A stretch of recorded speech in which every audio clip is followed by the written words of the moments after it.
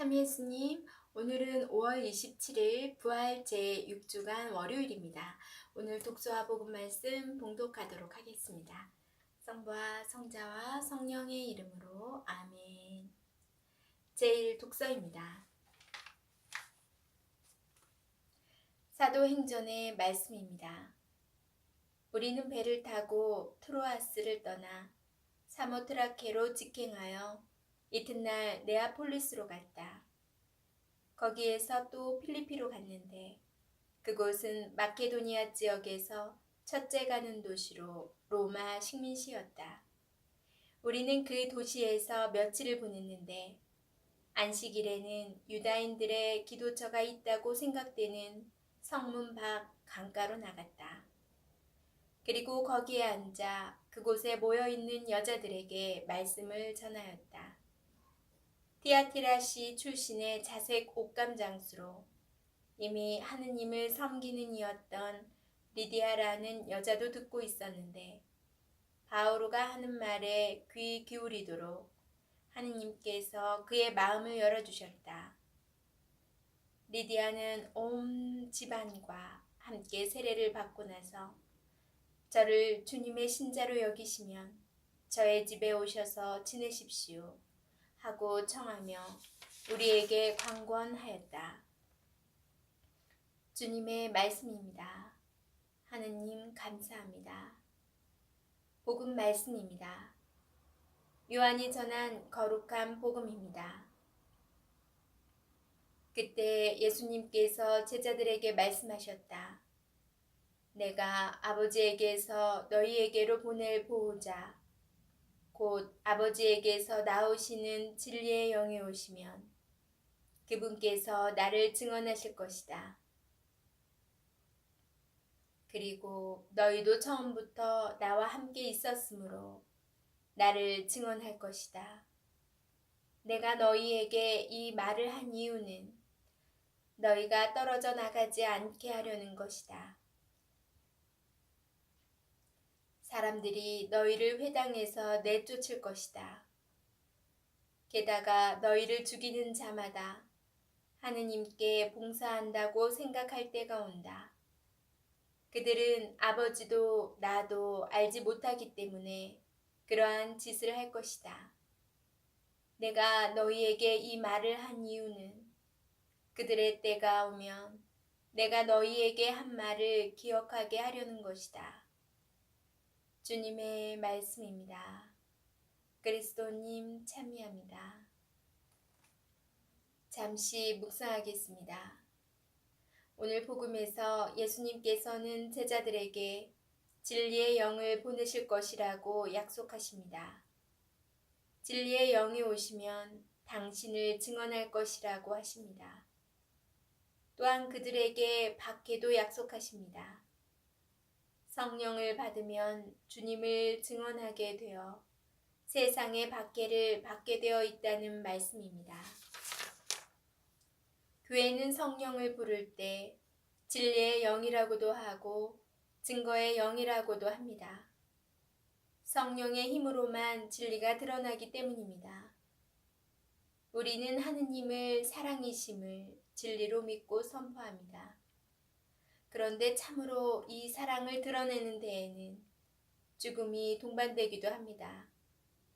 이웃을 위하여 자기 목숨을 바치는 것보다 더 큰 사랑은 없기 때문입니다.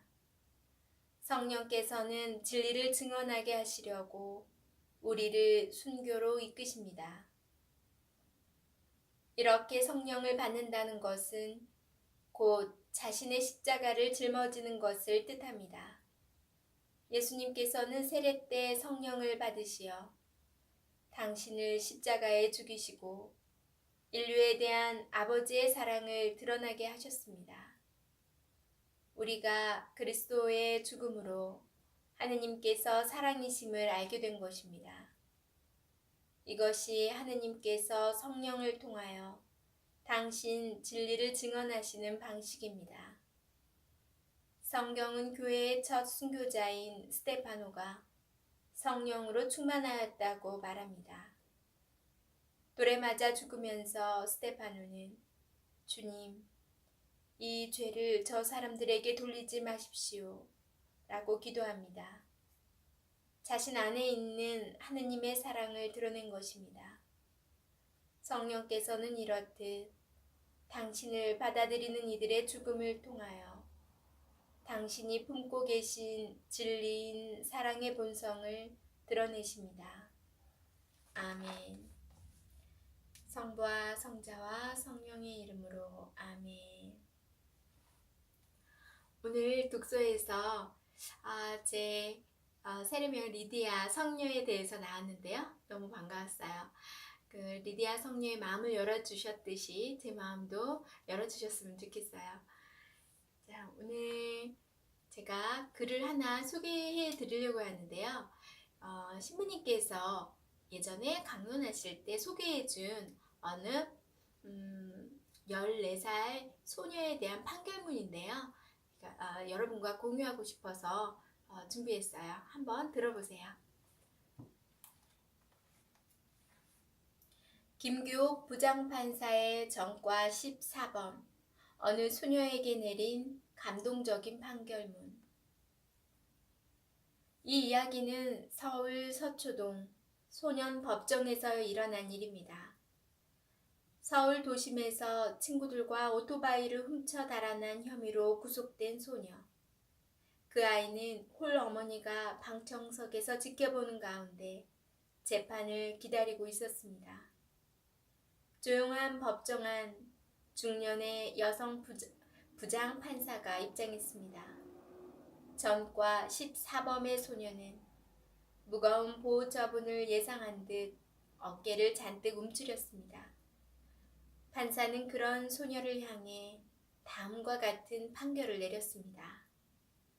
앉은 자리에서 일어나 나를 따라 힘차게 외쳐봐. 나는 이 세상에서 가장 멋있게 생겼다. 예상치 못한 재판장의 요구에 잠시 머뭇거리던 소녀는 나지막하게 나는 이 세상에서 라며 입을 열었습니다. 그러자 이번에는 더 큰 소리로 따라하라며 이렇게 주문했습니다. 나는 이 세상에서 두려울 것이 없다. 이 세상에 나는 혼자가 아니다. 나는 무엇이든 할 수 있다. 큰 목소리로 따라하던 소녀는 이 세상에 나는 혼자가 아니다. 라고 외칠 때 참았던 눈물을 터뜨리고 말았습니다. 소녀는 작년 가을부터 14건의 절도, 폭행 등 범죄를 저질러 소년 법정에 섰던 전력이 있었고 이번에도 동일한 수법으로 무거운 형벌을 받게 되어 있는데도 불구하고 판사는 소녀를 법정에서 일어나 외치기로 판결을 내렸습니다. 판사가 이러한 결정을 내리며 말을 이어갔습니다.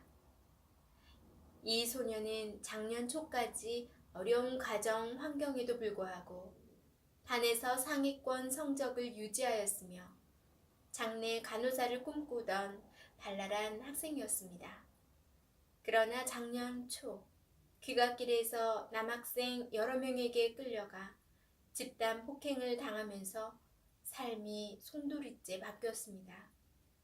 소녀는 당시 후유증을 병원에 치료를 받았고 그 충격으로 홀어머니는 신체 일부가 마비되었습니다. 소녀는 학교를 거두기 시작하였고 심지어 비행 청소년들과 어울려 범행을 저지르기 시작했습니다. 판사는 법정에서 지켜보던 참관인들 앞에서 말을 이었습니다. 이 소녀는 가해자로 재판장에 왔습니다. 그러나 이렇게 삶이 망가진 소녀에게 누가 가해자라고 말할 수 있겠습니까? 이 소녀의 잘못에 책임이 있다면 여기에 앉아있는 여러분과 우리 자신입니다. 이 소녀가 다시 세상을 긍정적으로 살아갈 수 있는 유일한 방법은 잃어버린 자존심을 우리가 찾아주는 것입니다. 그리고 눈시울이 붉어진 판사는 눈물이 범벅이 된 소녀를 법대 앞으로 불러세워 이렇게 물었습니다. 이 세상에서 누가 제일 중요할까? 그건 바로 너야.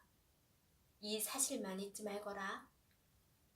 그리고는 두 손을 쭉 뻗어 소녀의 손을 잡아주었습니다. 마음 같아서는 꼭 안아주고 싶지만 너와 나 사이에는 법대가 가로막혀 있어.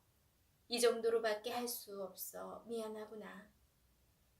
서울 가정법원 김규옥 부장판사는 16세 소녀에게 이례적인 불처분 결정을 내리며 참여관 및 실무관 그리고 방청인들까지 눈물을 흘리게 했던 감동적인 실화입니다. 험한 세상에 이렇게 희망을 주는 사람이 있어 다행입니다. 소녀가 희망을 가지고 다시 일어날 수 있기를. 어떤 생각이 들었나요?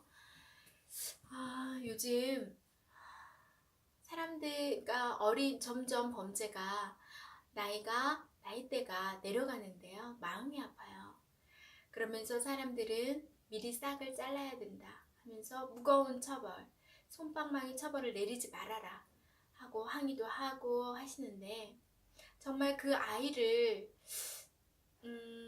그 아이의 환경, 살아왔던 환경, 어떠한 가정생활을 했나 들여다보면 과연 그 아이의 잘못일까요?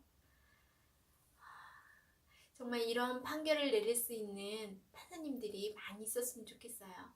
그리고 이렇게 사랑을 전하고 아이가 다시 회복되어서 일반 사회에 나와서 정상적인 생활을 할 수 있는 힘을 주었으면 좋겠어요. 이 글을 읽으면서 전 참 많이 반성했던 것 같아요.